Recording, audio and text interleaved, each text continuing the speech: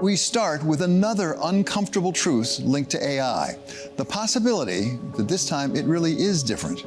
Different in what technological change is doing to recent college graduates trying to start their careers. There is no question that AI is here to stay.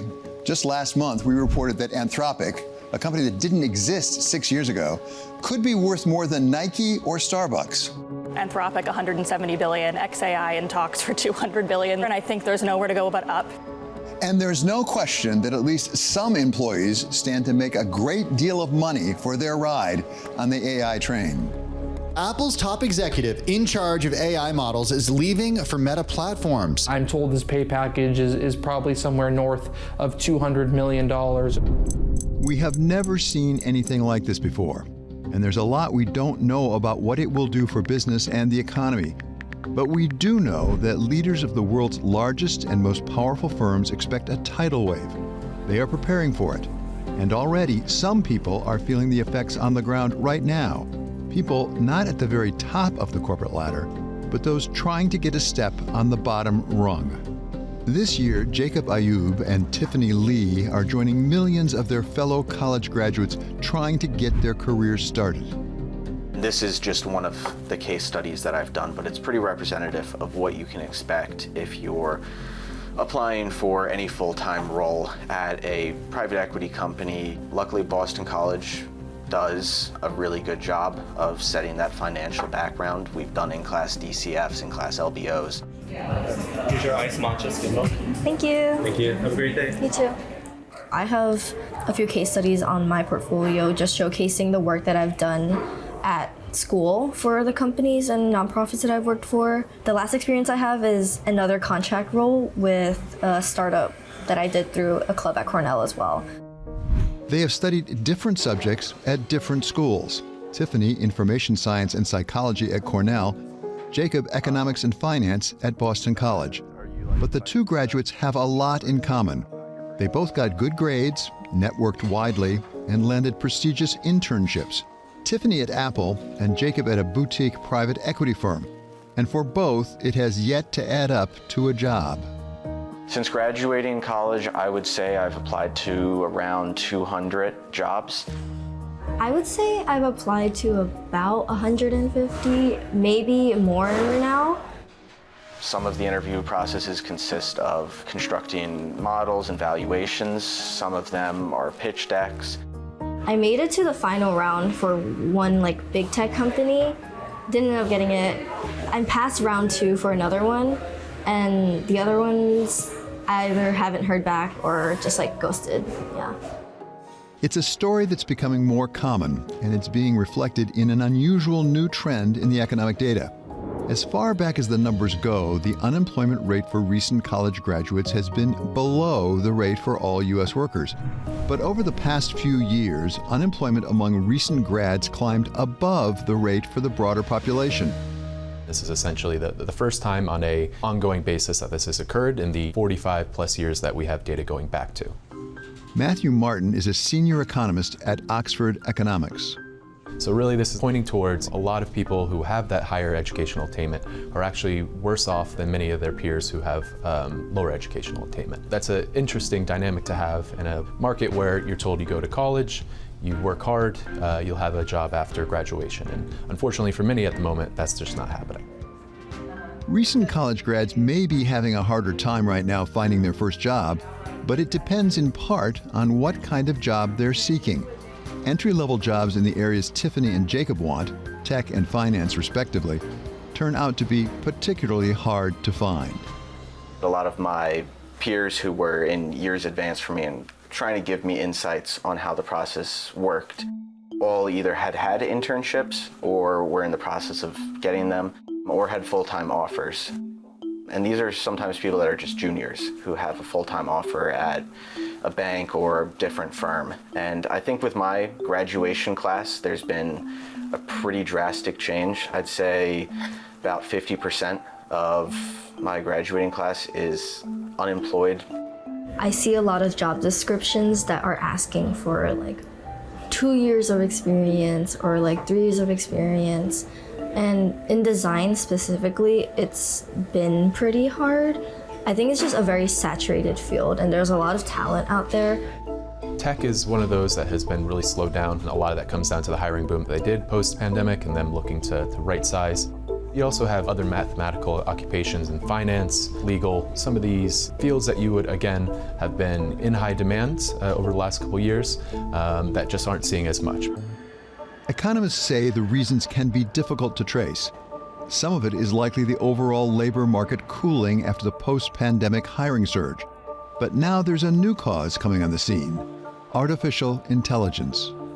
AI will leave a lot of white-collar people behind. All junior-level jobs in any industry are at high risk. This is like a tsunami hitting the labor market. For months, economists and executives have been raising concerns about AI or publicly embracing it, sometimes both. Amazon CEO Andy Jassy wrote a note to employees in June saying that AI would change the way work is done at the tech giant and that jobs would be cut as AI increased efficiency. Anthropic CEO Dario Amodei told one news outlet that AI could potentially wipe out half of all entry-level white-collar jobs and send unemployment rates surging. We may not be seeing anything quite that bad yet, but AI's impact does seem to be showing up in unemployment figures for recent college graduates.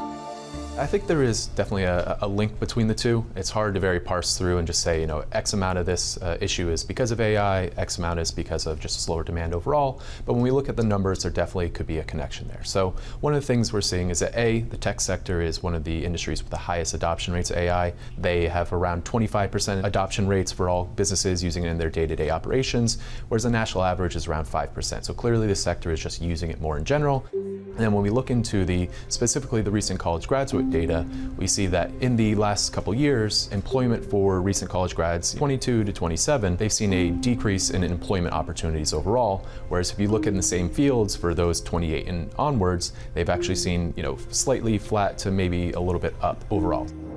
A similar story appears in the latest company hiring data. An analysis by Indeed, conducted for Wall Street Week, shows junior-level job postings have tumbled over the last 2 years and are now 21% below their pre-pandemic level, even as senior-level openings are up. Although tech may be one area where AI is particularly affecting entry-level positions, it's not the only one. As Martin says, they see vulnerability in finance jobs like the one that Jacob is seeking.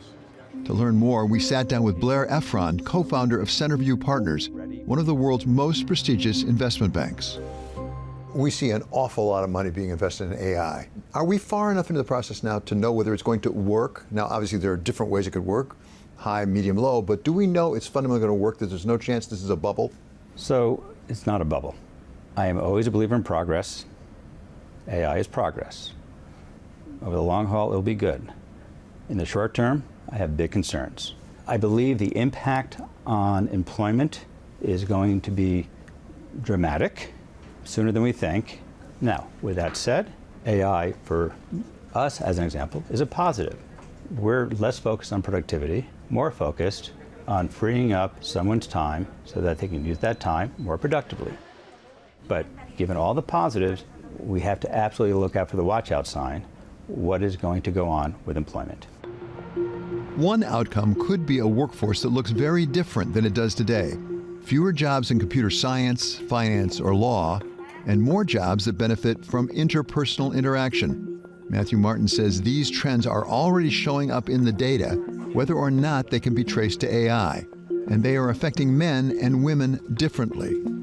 While the recent college graduate unemployment has raised overall, it's really been concentrated in males specifically. A lot of that comes down to, what industries are they looking to work in. If we do a quick breakout of the industries of recent college graduates, females tend to move towards healthcare services and educational services where demand's quite high. I think between those two, they account for over 40% of recent college graduates for females, whereas males specifically in healthcare services only accounts for around 5%. So it's an imbalance of what positions are these males versus females going into. Males tend to skew towards these computer science professions, whether that's programming or the tech sector just in general. That's closer to 20 to 25% for them. So you just have this imbalance of males tending to want to go to these industries where demand is really low at the moment, whereas females are entering industries where demand remains quite high. Although a picture of AI's economic impact may be just starting to come into focus, we can be sure that the best and the worst are yet to come. Some advice from the C-suite to help the next generation prepare: stay flexible and develop the skills that remain, so far, uniquely human. Broad-based thinking, deep thinking, and there are just so many different fields and so many different kinds of enterprises, big and small, that will help you do that. Widen the aperture of what you think might be a fit. Taking a lot of writing courses, a lot of humanities, learning how to think critically, learning the art of learning, curiosity, thinking about judgment, thinking about coming out with an output, an answer based on facts that is contrary to what a model may show you. This is what we need, because this is what I think will never get out of style. Judgment's not going out of style. The benefits of AI in the long run may well dwarf the problems. But when you're in the middle of that first job search, the long run may seem very far off. You put in a lot of work starting from high school. Get the right SAT score, go to the right college, get internships, get experience. You come out with kind of an uncertainty. It kind of makes me want to consider a master's, but I know that it's really expensive, and I just don't know if it's worth all that money just to get an entry-level job. It's more so frustration towards the system and the overall process, but you also start questioning your underlying abilities. Jacob and Tiffany, it seems, did everything right. And it's not quite that they're falling behind, but that the entire world is shifting under their feet. The rules have suddenly changed. And what are those new rules? For all of us, that still remains to be seen.